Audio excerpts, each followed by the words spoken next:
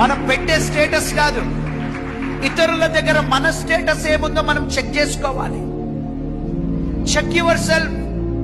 మనం పెట్టే స్టేటస్ చాలా గొప్పగా ఉంటుంది. మనం పెట్టే స్టేటస్ లో చాలా అర్థంతో కూడినవి ఉంటాయి. కానీ ఆ స్టేటస్ చదువుతున్న వాని జీవితంలో మన స్టేటస్ ఏముందో చూసుకోవాలి. మనము ఏమై ఉన్నాం, మన గురించి ఇతరులు ఏ సాక్ష్యం చెప్తున్నారు, మనం జీవిస్తున్న వాళ్ళు మన ద్వారా తృప్తిగా ఉన్నారా?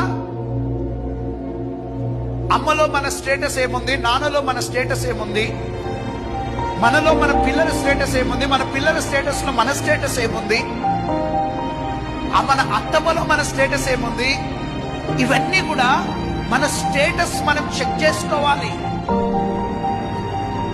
మరి నేను మారి ఎందుకు మారినావు? ఇతరులకు పొడవనికి మారినవా? ఇతరులకు కూర్చొనికి మారినవా? ఇతరులకు ఎత్తి చూపించడానికి మారినవా?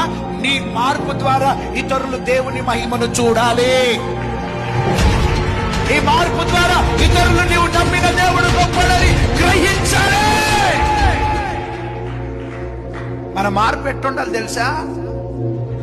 స్టేటస్లలో కాదు, లైఫ్ స్టేటస్లో నిజంగా ఉండాలి.